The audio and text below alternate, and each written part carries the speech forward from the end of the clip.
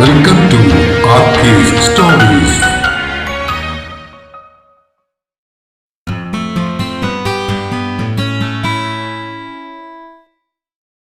മടിക്കേരിയിലെ നിഗൂഢതകൾ ഭാഗം 9. രചനയും അവതരണവും രഘുദാസ് കാട്ടുങ്കൽ.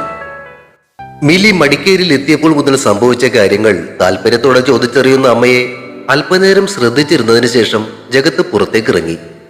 അല്പനേരം കഴിഞ്ഞ് ശ്രാവണിയും ദിനൂപും അവന്റെ പിന്നാലെ പുറത്തേക്ക് ഇറങ്ങി വരുമ്പോൾ ജഗത്ത് തറവാടിനെ ചുറ്റിയുള്ള തിണ്ണയിൽ തെക്ക് വശത്തായിട്ട് ഇരിപ്പുണ്ടായിരുന്നു. തുമരംകാവ് മഹാവിഷ്ണു ക്ഷേത്രത്തിന് അപ്പുറത്തുള്ള റെയിൽവേ ലൈനിൽ കൂടി ഒരു ട്രെയിൻ ശബ്ദമുണ്ടാക്കിക്കൊണ്ട് കടന്നുപോയി. തറവാടിന്റെ തിണ്ണയിലിരുന്നാൽ ക്ഷേത്രവും ക്ഷേത്രത്തിന്റെ വടക്കേപ്പുറത്ത് നിൽക്കുന്ന ആലും അതിനപ്പുറത്തുള്ള റെയിൽവേ ലൈനും കാണാം. ഇത്രയും നാൾ കാണാതിരുന്ന മകനെ കാണുക മാത്രമാണോ അമ്മയുടെ ഇപ്പോഴത്തെ വരവിന്റെ ഉദ്ദേശം, അതോ മറ്റു വല്ലതുണ്ടോ? അവന്റെ തൊട്ടടുത്തേക്ക് വന്നിരുന്ന ശ്രാവണിയുടെ ചോദ്യം കേട്ട് ജഗത്ത് തലചരിച്ച് അവളെ നോക്കി. അമ്മാവന്റെ മോളുടെ കല്യാണകാര്യം കൊണ്ട് വരവ്. വാക്കുകളിൽ പുച്ഛം നിറച്ചുകൊണ്ട് അവൻ മറുപടി പറഞ്ഞു. ആ വാക്കുകളിലെ അസഹിഷ്ണുത മനസ്സിലാക്കിയ ശ്രാവണി അവന്റെ തോളിൽ മൃദുവായിട്ടൊന്ന് തട്ടി. മിലിയുടെ കാര്യം നിനക്ക് അമ്മയോട് പറഞ്ഞുകൂടായിരുന്നോ? അവൾ ചോദിച്ചു.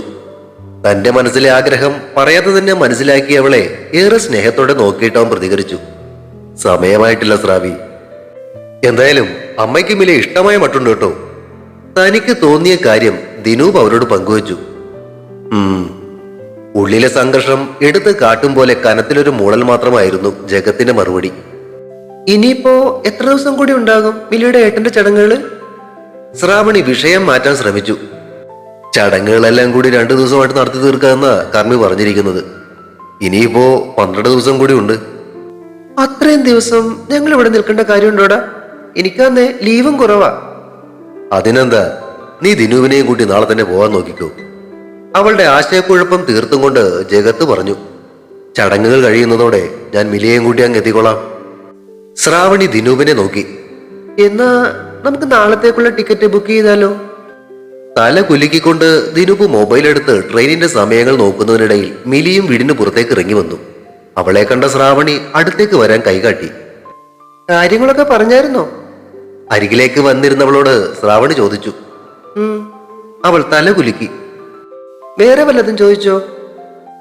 ഏട്ടൻ തന്ന ആ കടലാസിനെ പറ്റി ചോദിച്ചു. കുറച്ചു പേരുടെ പേരുകളും പാസ്പോർട്ട് നമ്പറുകളും മാത്രമാ ഉണ്ടായിരുന്നെന്നും ബാക്കിയൊക്കെ കീറിപ്പോയിരുന്നെന്നും പറഞ്ഞു. പിന്നീടൊന്നും ചോദിച്ചില്ല. ശ്രാവണി മുഖം ചുളിച്ച് ജഗത്തിനെ നോക്കി. നിന്റെ അമ്മയ്ക്ക് എന്തിനാടാ ആ കടലാസ്? ഞാൻ ഇനി അതിന്റെ പുറകെ അന്വേഷിച്ചു പോകുമെന്ന് അറിയാൻ വേണ്ടിയാവും. അമ്മയുടെ ആകാംക്ഷയെക്കുറിച്ച് ഓർത്തിട്ടെന്നോണം അവനൊന്ന് ചിരിച്ചു. കുറച്ച് പേരുകളല്ലാതെ കൂടുതലൊന്നും ആ ബാക്കിയുണ്ടായിരുന്ന കടലാസ് കഷ്ണത്തിൽ ഇല്ലാന്നറിഞ്ഞതോടെ സമാധാനമായി കാണും. അതെ, നാളെ ഉച്ച കഴിഞ്ഞ് 3 മണിക്കൊരു ട്രെയിനുണ്ട് കാസർഗോട്ടേക്ക്. അതിന് പോയാലോ? എന്നിട്ട് നമുക്ക് അവിടെ നിന്നൊരു ബസ് ഓടിക്കാം. ട്രെയിൻ സമയം നോക്കുകയായിരുന്ന ദിനൂപ് അതിനിടയിൽ കയറിയതോടെ അവരുടെ ശ്രദ്ധ അവന് നേർക്കായി. ആ, അത് ബുക്ക് ചെയ്തോ? ശ്രാവണി സമ്മതിച്ചതോടെ ദിനൂപ് വീണ്ടും മൊബൈലിലേക്ക് തിരിഞ്ഞു. മിലിയുടെ മുഖം വാടി. നിങ്ങളിപ്പോ പോവാന്നോ? അവൾ ശ്രാവണിയോട് ചോദിച്ചു. നാളെ പോകൂടാ, ലീവില്ലെന്നേ. ജഗു ഇവിടെ ഉണ്ടാകും. ചടങ്ങുകളെല്ലാം കഴിഞ്ഞിട്ട് നിങ്ങൾ ഒരുമിച്ച് അങ്ങോട്ടേക്ക് വന്നാ മതി. ജഗത്ത് പോകുന്നില്ലെന്ന് കേട്ടതും അവൾക്ക് സമാധാനമായി. ആ ആശ്വാസത്തോടെ തിരിഞ്ഞവനെ നോക്കുമ്പോ താനുണ്ടാകും കൂടെ എന്ന് ഉറപ്പ് നൽകും പോലെ അവനൊന്ന് ചിരിച്ചു. Okay, done. ടിക്കറ്റ് ബുക്ക് ചെയ്തിട്ട് ദിനൂപ് മൊബൈലിൽ നിന്ന് മുഖമുയർത്തി. ഇവിടെ അടുത്ത് പോകാൻ പറ്റിയ വല്ല സ്ഥലമുണ്ടോ? എത്ര നേരം എന്ന് വെച്ചാ ചുമ്മാ ഇരിക്കുന്നേ? ദിനൂപിന്റെ ചോദ്യത്തിന് മറുപടി തേടിക്കൊണ്ട് 3 പേരും നോക്കിയത് മിലിയായിരുന്നു. ഇവിടുന്ന് ഒരു 10 മിനിറ്റ് പോയാല് ഉണ്ണിയാൽ കടൽ തീരമുണ്ട്. പോയാലോ? എല്ലാവരോടുമായിട്ട് ശ്രാവണിയാണ് ചോദിച്ചത്. സമയം ഇപ്പൊ 4 ആയിട്ടുള്ളൂ. നമുക്കൊരു 5 മണിയാവുമ്പോ ഇറങ്ങാം. അപ്പോഴേക്കും വെയിലും കുറയും. ജഗത്ത് അഭിപ്രായപ്പെട്ടു.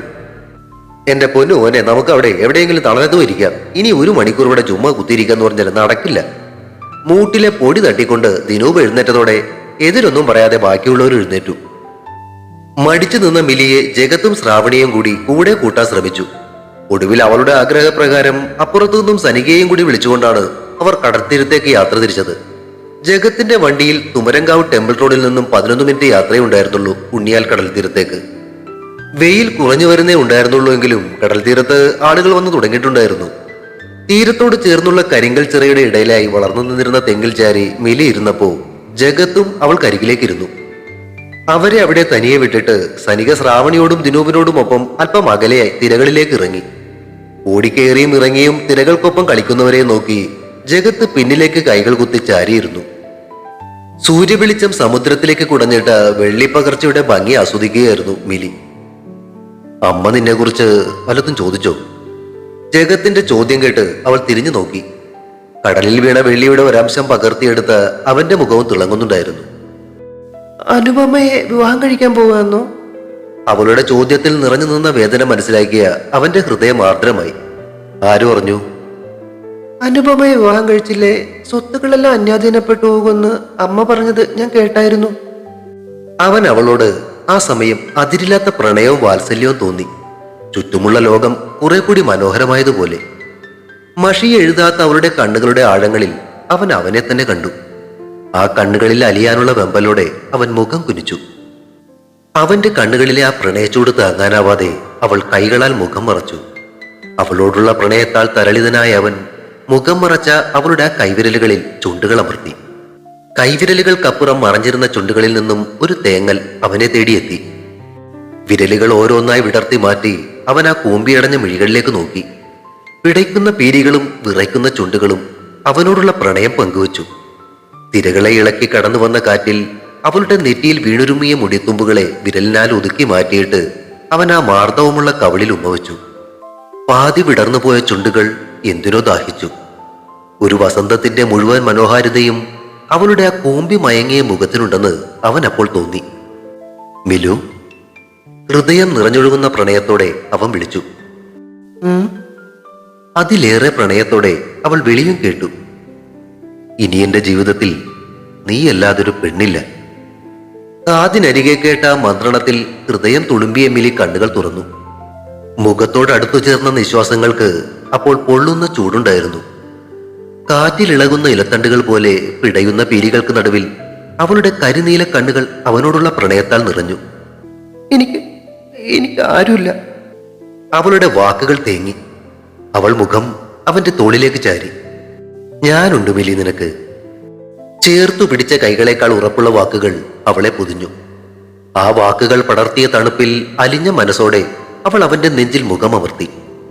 അവളുടെ ചുണ്ടുകളുടെ ചൂട് അവന്റെ നെഞ്ചിനെ കടന്ന് ഹൃദയത്തിൽ തൊട്ടു. ഹൃദയം ചൂടുപിടിച്ചു. പ്രണയം കാമനകളെ ഉണർത്തി. ഇനിയൊരു തിരിച്ചുവരവില്ലാത്ത വിധം അവർ രണ്ടുപേരും ആ പ്രണയത്തിന്റെയും കാമനകളുടെയും അതിർവരുമ്പുകളില്ലാത്ത കയത്തിലേക്ക് മുങ്ങിപ്പോയി.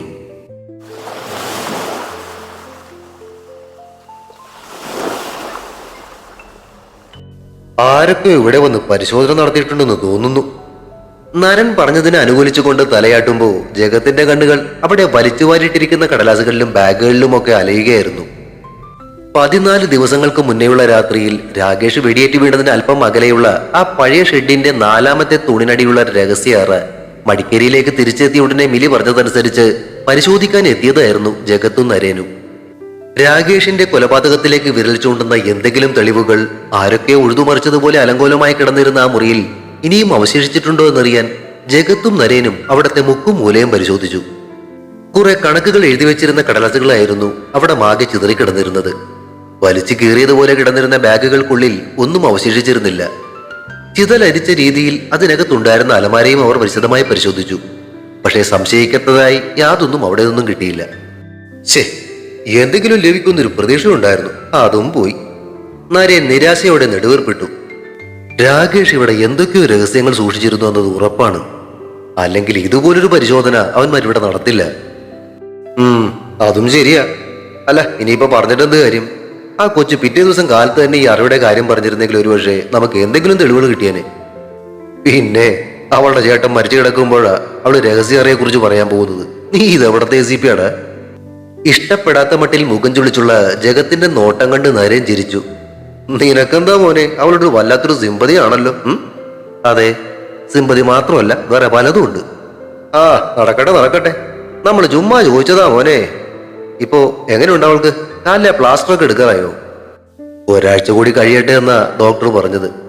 നാട്ടിൽ പോയപ്പോ ക്രച്ചസ് ഉണ്ടായിരുന്നെങ്കിലും ഇടയ്ക്ക് കാല് നിലത്തൂത്തേണ്ടി വന്നല്ലോ. സംസാരിച്ചുകൊണ്ട് നിൽക്കുമ്പോഴാണ് അവർ കേട്ടത് ആ അറയുടെ മുകളിലായുള്ള തോട്ടത്തിൽ ചുള്ളിക്കമ്പുകൾ ഒടിയുന്ന ശബ്ദം. പരസ്പരം നോക്കി ചുണ്ടുകളിൽ വിരൽ വെച്ച് നിശബ്ദരായ ജഗത്തും നരേനും കാതുകൾ കൂർപ്പിച്ചു. മുകളിൽ കൂടി ആരോ നടക്കുന്ന ശബ്ദം വീണ്ടും ഉയർന്നു. നരേന് ചിന്തിക്കാൻ കഴിയുന്നതിനേക്കാൾ വേഗത്തിലാണ് ജഗത്ത് മുകളിലേക്ക് കുതിച്ചത്. അവനു പിന്നാലെ മുകളിലേക്ക് ഓടിക്കേറി വന്ന നരേന് ആരുടെയോ പിന്നാലെ ഓടുന്ന ജഗത്തിന്റെ പിൻവശം മാത്രമാണ് കാണാൻ സാധിച്ചത്. സമയം കളയാതെ നരേനും അവനു പിന്നാലെ ഓടി. മുന്നിലോടുന്ന ജഗത്തിനെ മരങ്ങളുടെയും വള്ളിപ്പടർപ്പുകളുടെയും ഇടയിലൂടെ തെളിഞ്ഞും മറഞ്ഞും നരൻ കണ്ടു. അവന്റെ അല്പം മുന്നിലായി മുടി നീട്ടി വളർത്തിയ ആവശ്യത്തിന് പൊക്കവും വണ്ണവുമുള്ള മറ്റൊരാൾ ഓടുന്നുണ്ട്. നരേൻ കാലുകളുടെ വേഗത കൂട്ടി. മുന്നിൽ ഓടുന്നവൻ പെട്ടെന്നാണ് തിരിഞ്ഞു നിന്നത്. അവന്റെ കയ്യിൽ പ്രത്യക്ഷപ്പെട്ട തോക്കിൽ അവരുടെ കണ്ണുകൾ ഉടക്കി. കണ്ണിമ ചിമ്മുന്ന നേരം കൊണ്ടാണ് മുന്നിൽ ഓടിയിരുന്ന ജഗത്ത് താഴേക്ക് കുനിഞ്ഞതും മുന്നിൽ നിന്നിരുന്നവന്റെ തോക്കിൽ നിന്നും തീ ചിതറിച്ചുകൊണ്ട് വെടിയുണ്ട പാഞ്ഞതും. ആ ശബ്ദം തോട്ടത്തിലാകെ പ്രകമ്പനം കൊണ്ടു. തന്റെ തൊട്ടരികിലെ കാട്ടുവള്ളിയുടെ ഇലകൾ ചിതറിത്തെറിക്കുന്ന കാഴ്ചയിൽ നരേൻ നെഞ്ചിൽ കൈവച്ചുപോയി. താഴേക്ക് കുനിഞ്ഞ ജഗത്ത് ആ സമയം കൊണ്ട് മുന്നിലേക്ക് കുതിച്ചു ചാടിയിരുന്നു. തോക്കുപിടിച്ചു നിന്നവനെയും കൊണ്ട് താഴേക്ക് വീഴുമ്പോ ജഗത്തിന്റെ ഒരു കൈ അയാളുടെ തോക്കു പിടിച്ചിരുന്ന കയ്യിൽ പിടിമുറുക്കിയിരുന്നു. തോക്ക് വീണ്ടും ശബ്ദിച്ചു. ലക്ഷ്യം തെറ്റിയ വെടിയുണ്ട് മുകളിൽ എവിടേക്കോ തെറിച്ചു. നിലത്ത് കിടന്ന് ഉരുണ്ടവരുടെ പിടിവലിയിൽ താഴെ കിടന്നിരുന്ന കരിയിലകൾ ചിതറി.